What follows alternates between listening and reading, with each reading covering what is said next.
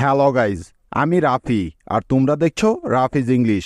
ইংরেজি রিডিং শেখার আরও একটি নতুন ক্লাসে তোমাদের সবাইকে স্বাগতম।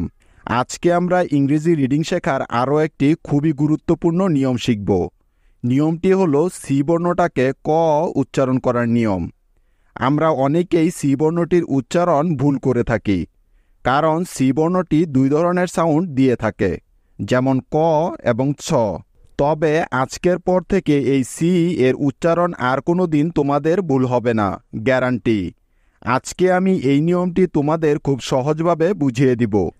তো দেখো, নিয়মটি হলো সি এর পরে এ ও ইউ অথবা কোনো কনসোনেন্ট থাকলে অথবা সি বর্ণটি শব্দের শেষে থাকলে ওই সি এর উচ্চারণ সবসময় ক হবে। ঠিক আছে, বুঝতে পেরেছ? আরও সহজ করে বললে সি এরপরে ই, আই এবং ওয়াই, শুধুমাত্র এই তিনটি বর্ণ না থাকলেই সি এর উচ্চারণ ক হয়ে যাবে। তার মানে এই তিনটি বর্ণ ছাড়া বাকি সকল ক্ষেত্রে সি এর উচ্চারণ ক এর মতো হয়ে থাকে। ঠিক আছে, মনে থাকবে তো? নিয়মটি কিন্তু খুবই জরুরি। এই নিয়মটি জানি না বলেই আমাদের ইংরেজি উচ্চারণ এবং রিডিং ভুল হয়। কাজেই ইংরেজি বানান এবং রিডিং সঠিকভাবে এবং শুদ্ধভাবে শিখতে হলে এই ভিডিওগুলো নিয়মিত দেখতে হবে। কেমন? এই প্রত্যেকটি বিষয়ে আজকে আমরা খুব সুন্দর করে উদাহরণের মাধ্যমে বুঝিয়ে দিব, তাই সম্পূর্ণ ভিডিওটি মনোযোগ দিয়ে শেষ অবধি দেখতে হবে। ঠিক আছে, তো দেখো, এই নিয়মটিকে ভাঙলে আমরা মোট 5টি অংশ পাই। যেমন 1, সি এর পরে এ থাকলে সি এর উচ্চারণ ক হয়। 2, সি এর পরে উ থাকলে সি এর উচ্চারণ ক হয়।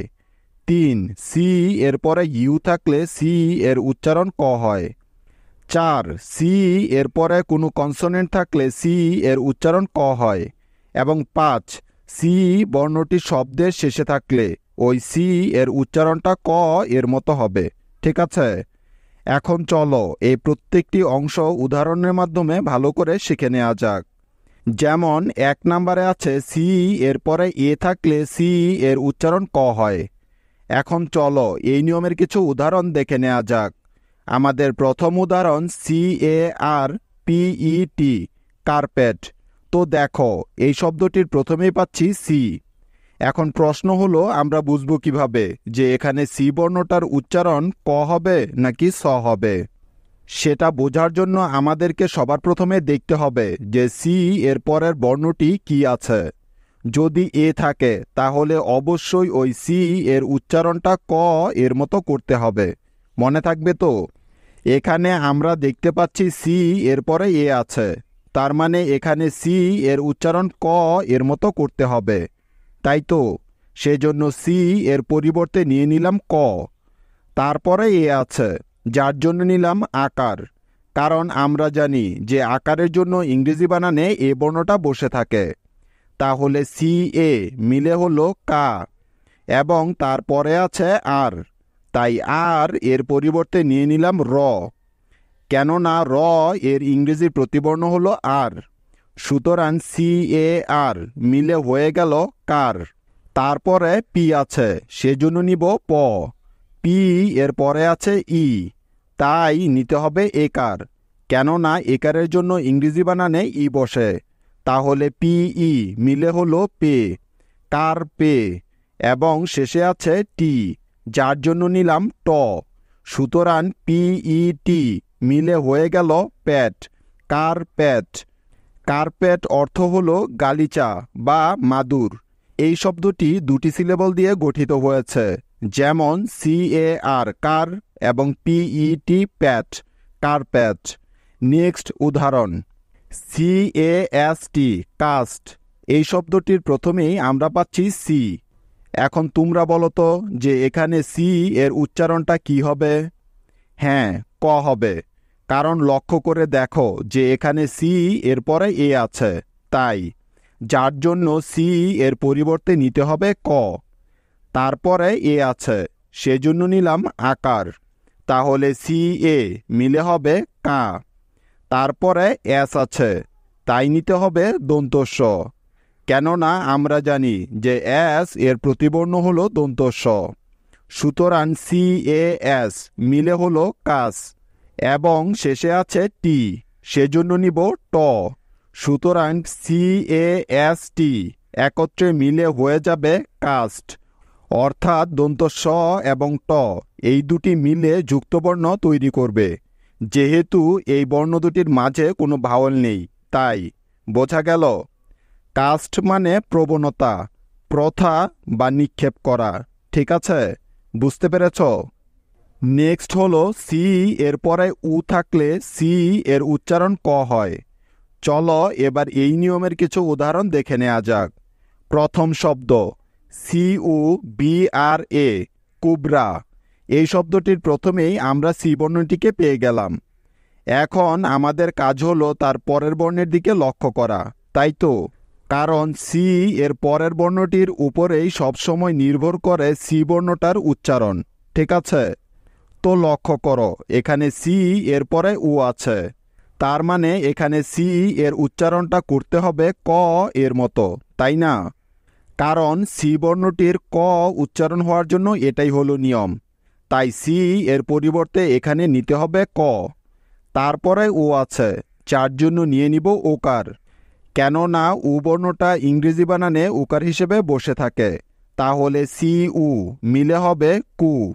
তারপরে বি আছে, সেজন্য নিলাম ব, তাহলে CUB মিলে হয়ে যাবে কুব। তারপরে আর আছে, তাই নিয়ে নিব র। আর এরপরে এ আছে, যার জন্য নিলাম আকার, তাহলে আর এ মিলে হলো রা, কোবরা। কোবরা মানে হলো গোখরো বা ফনাদারি সাপ। এই শব্দটি থেকে আমরা দুটি সিলেবল পাচ্ছি, যেমন COB কোব এবং আর এ রা, কোবরা। বোঝা গেল? ঠিক একই নিয়মের নেক্সট উদাহরণ COHESIVE, কোহেসিভ। তো দেখো এই শব্দটার প্রথমেই আছে সি।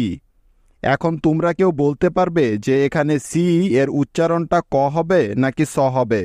সেটা জানার জন্য আমাদেরকে কি করতে হবে? একদম ঠিক, এটা জানার জন্য আমাদেরকে সি এর পরবর্তী বর্ণটার দিকে দেখতে হবে, তাই তো? তাহলে চলো সেই কাজটাই করা যাক। আমরা এখানে দেখতে পাচ্ছি সি এর পরে ও আছে, তার মানে এখানে সি এর উচ্চারণটা অবশ্যই ক এর মতো হবে, তাই তো?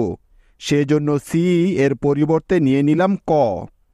তারপরে ও আছে, যার জন্য নিতে হবে ওকার, তাহলে CO মিলে হবে কু।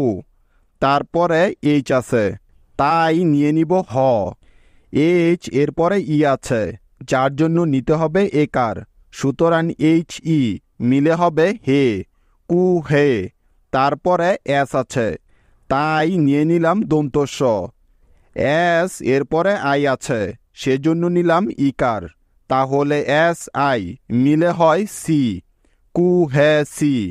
এখন বাকি আছে ভি এবং ই।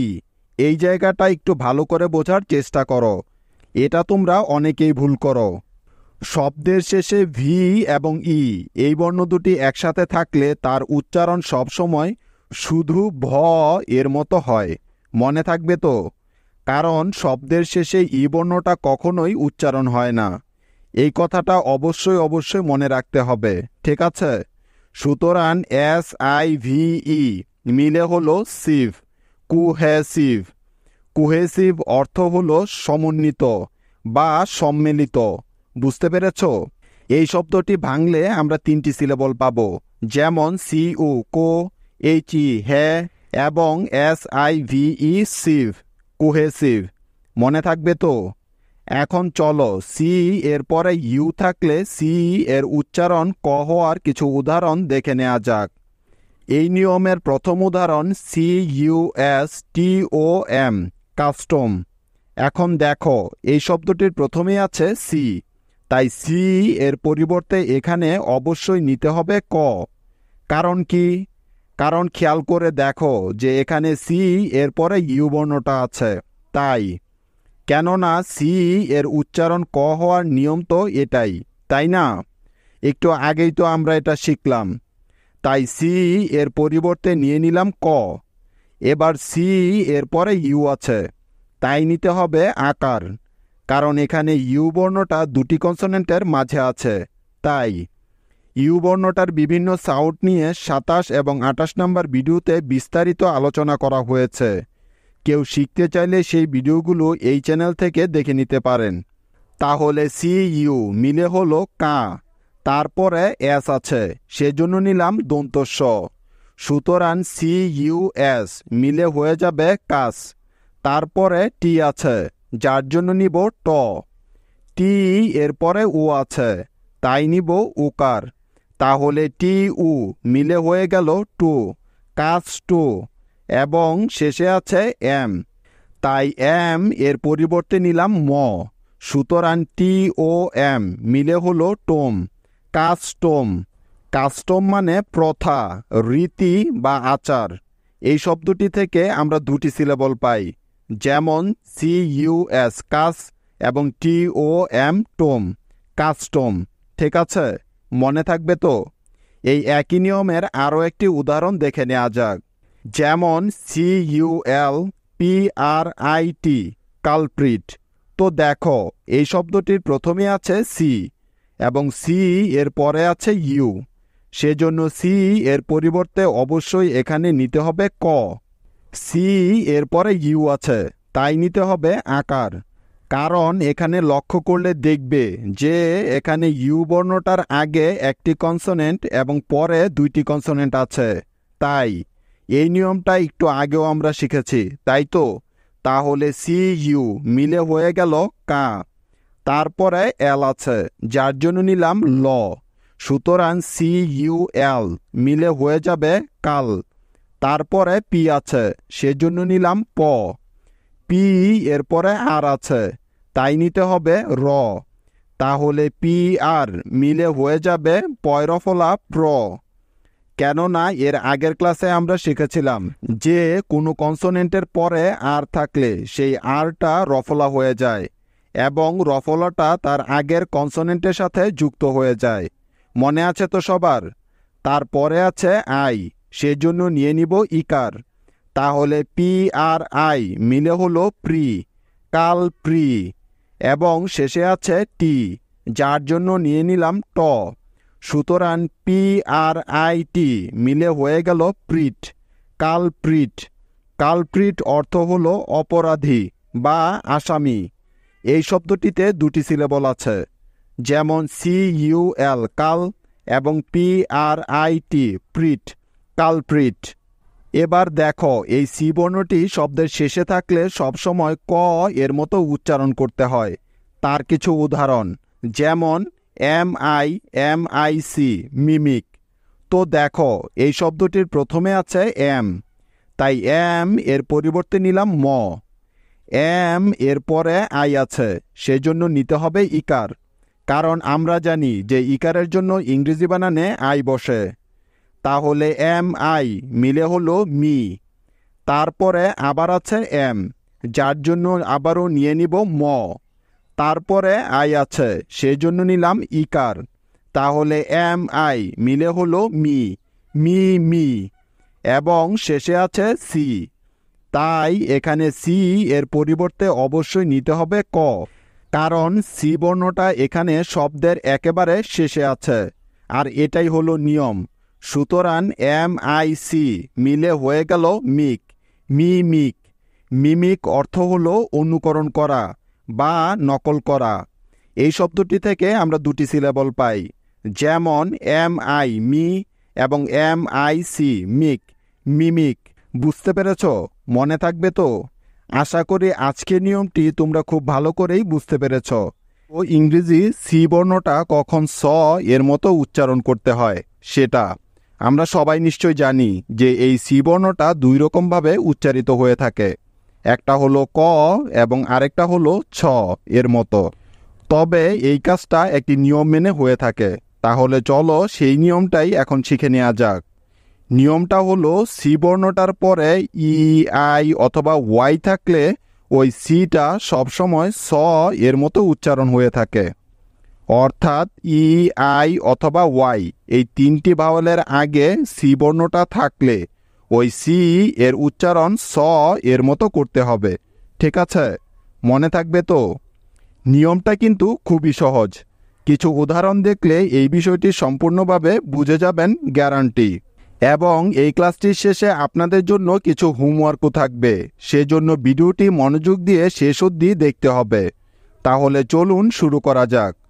তো দেখো, এই সূত্রটিকে ভাঙলে আমরা 3টি অংশ পাই, তাই তো? যেমন প্রথম, সি এর পরে ই থাকলে সি এর উচ্চারণটা স এর মতো হয়। দ্বিতীয়, সি এর পরে আই থাকলে ওই সি এর উচ্চারণটা স এর মতো হয়। এবং তৃতীয়, সি এর পরে ওয়াই থাকলে ওই সি এর উচ্চারণটা স এর মতো হয়। ঠিক আছে, এবার চলুন একটি একটি করে অংশ উদাহরণ দিয়ে ভালো করে শিখে নেওয়া যাক। যেমন সি এর পরে ই থাকলে সি এর উচ্চারণ যখন স হয়, তার কিছু উদাহরণ। আমাদের প্রথম উদাহরণ, CENSUS, সেন্সাস। এখন প্রশ্ন হলো, আমরা বুঝব কিভাবে যে এই শব্দটার উচ্চারণ সেন্সাস হবে নাকি ক্যান্সাস হবে, তাই তো? এই সমস্যাটা দূর করার জন্যই এই নিয়মটা আমাদের সবাইকে জানতে হবে। তাহলে চলুন দেখি এই শব্দটা সেন্সাস কেন হলো। এই শব্দটির প্রথমেই আছে সি। এখন প্রশ্ন হলো, এই সি বর্ণটির উচ্চারণ এখানে স হবে নাকি ক হবে? সেটা বোঝার জন্য আমাদেরকে দেখতে হবে যে সি এর পরে কোন বর্ণটা আছে। লক্ষ্য করে দেখুন, এখানে সি এর পরে ই আছে, তার মানে এখানে সি এর উচ্চারণটা অবশ্যই স হবে। কেননা আমরা তো একটু আগেই এই নিয়মটা শিখলাম, তাই না? সেজন্য সি এর পরিবর্তে নিয়ে নিলাম স। এখন সি এর পরে ই আছে, তাই নিতে হবে একার, কারণ আমরা জানি যে এ বা একারের জন্য ইংরেজি ই বর্ণটা ব্যবহৃত হয়।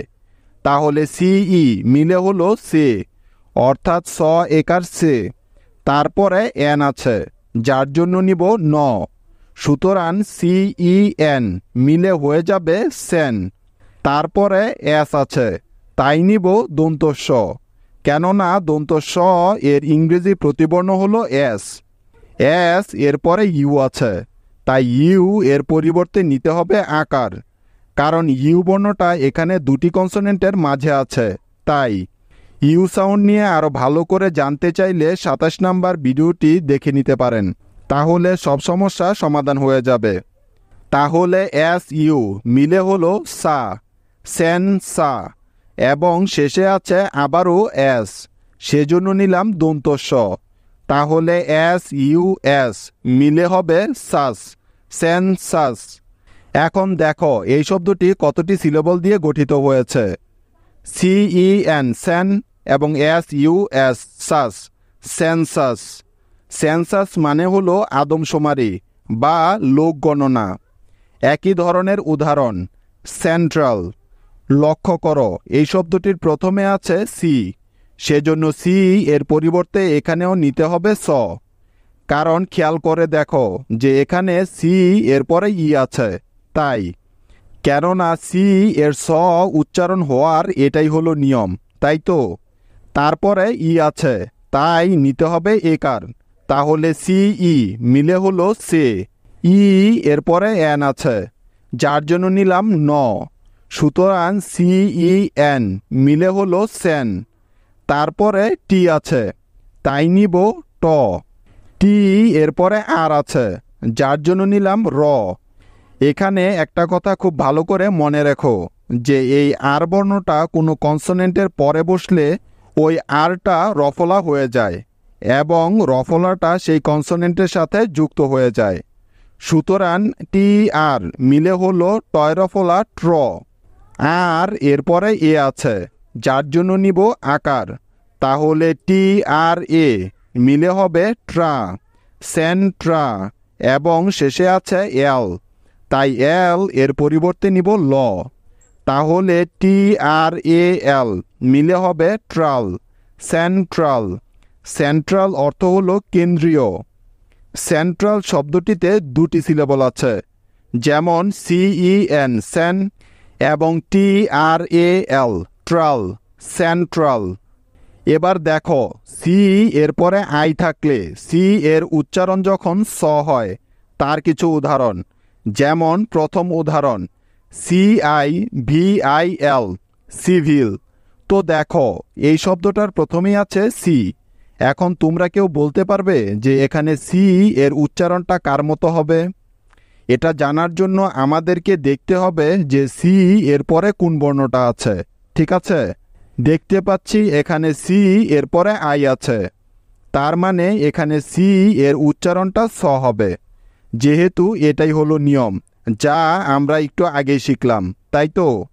সেজন্য সি এর পরিবর্তে এখানে নিয়ে নিব স। সি এর পরে আই আছে, তাই নিতে হবে ইকার, কেননা ইংরেজি বানানে ইকারের জন্য আই বসে থাকে। তাহলে সি আই মিলে হবে সি। তারপরে ভি আছে, যার জন্য নিতে হবে ভ, কারণ ভি এর বাংলা প্রতিবর্ণ হলো ভ। ভি এর পরে আই আছে, যার জন্য নিলাম ইকার, সুতরাং ভি আই মিলে হবে ভি, সি ভি, এবং শেষে আছে এল, তাই এল এর পরিবর্তে নিয়ে নিব ল। তাহলে ভি আই এল মিলে হয়ে গেল ভিল, সিভিল। সিভিল অর্থ হলো নাগরিক বা বেসামরিক। ঠিক আছে, বোঝা গেল? ঠিক একই রকম শব্দ CINEMA, সিনেমা। লক্ষ্য করো এই শব্দটির প্রথমে সি আছে, তাই সি এর পরিবর্তে এখানে নিতে হবে স। কারণ খেয়াল করলে দেখবে যে এখানে সি এর পরে আই আছে, তাই, কেননা এটাই হলো সি এর উচ্চারণ স হওয়ার নিয়ম। এখন সি এর পরে আই আছে, সেজন্য নিতে হবে ইকার, সুতরাং সি আই মিলে হলো সি। তারপরে এন আছে, যার জন্য নিলাম ন। এখন এন এর পরে ই আছে, তাই নিতে হবে একার, সুতরাং এন ই মিলে হয়ে যাবে নে, সি নে। তারপরে এম আছে, তাই নিব ম।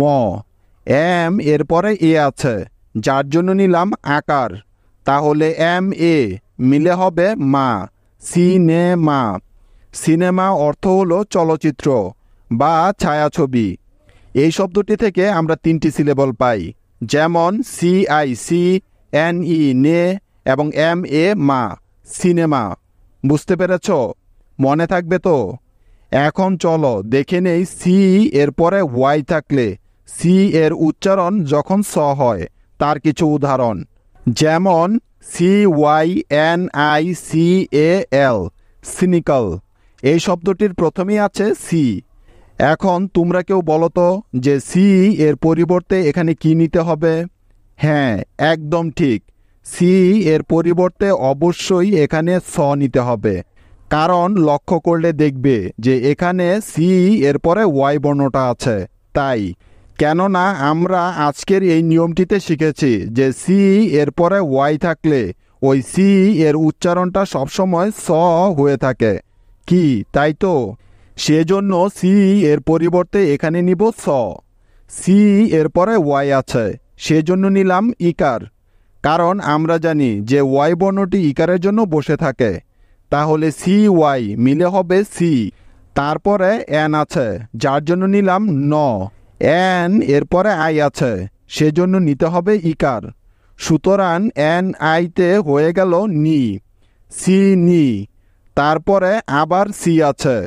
এবার একটু ভালো করে লক্ষ্য করো, সি এর পরে কিন্তু এখানে ই, আই বা ওয়াই এই তিনটি বর্ণের কোনোটিই নেই, তাই এখানে এই সি বর্ণটার উচ্চারণটা ক এর মতো হবে।